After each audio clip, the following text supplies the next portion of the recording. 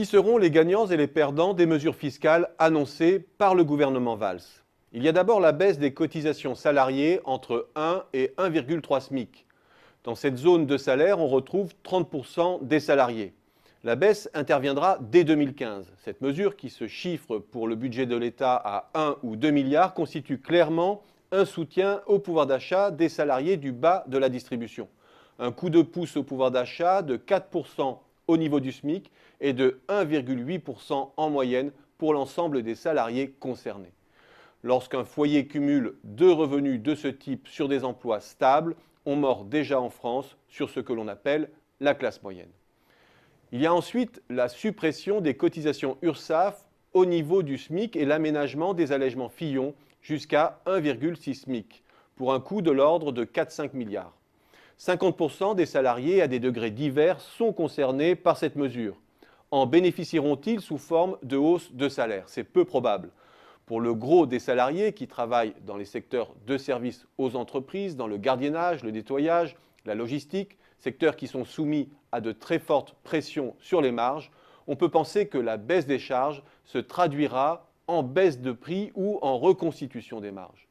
Ceux qui opèrent sur le segment a priori plus protégé des services aux particuliers, du commerce, de l'hôtellerie ou de la restauration peuvent éventuellement en bénéficier plus directement, mais plus vraisemblablement par la hausse des emplois et un moindre chômage. Mais là encore, le contexte de faible demande qui a prévalu jusqu'ici va inciter nombre d'entreprises à restaurer leurs marges.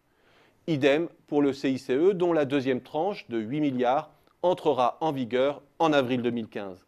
Elle étend ses effets sur 80% des salariés, mais concentre également le gros de son impact sur le type de secteur que je viens de mentionner. Deux mesures pourraient en définitive impacter plus directement la classe moyenne. La baisse de 1,8 point des cotisations famille pour tous les salariés gagnant jusqu'à 3,5 fois le SMIC en 2016. Cette mesure, évaluée à 5 milliards d'euros, est la seule à mordre sur les salariés qualifiés. C'est aussi la catégorie réputée la mieux à même de récupérer cet abattement sous forme de hausse de salaire. À cela près que ces salariés opèrent dans des secteurs davantage exposés à la concurrence internationale. Or, il est peu probable, dans le contexte actuel, que ces entreprises redistribuent aux salariés les baisses de charges.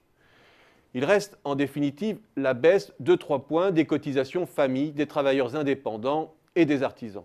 1 milliard d'euros de baisse qui pourrait affecter plus directement le pouvoir d'achat d'1 600 000 personnes si elle n'est pas plafonnée. Et il y a enfin, ne l'oublions pas, la politique de baisse des dépenses de l'État qui se traduira par une érosion du pouvoir d'achat des fonctionnaires et une baisse de l'emploi public. Et de surcroît par une moindre prise en charge de la santé, des frais de logement des jeunes non boursiers ou des modes de garde. Les classes moyennes seront là au cœur de la cible. Peut-on parler alors d'un rééquilibrage politique en faveur des classes moyennes? Non, juste d'une politique d'oxygénation des secteurs porteurs de faibles et moyennes qualifications, avec une incidence positive indirecte sur l'emploi et plus marginale encore sur les salaires. La politique Valls atténue la casse, mais elle reste bien marquée du sceau de la rigueur.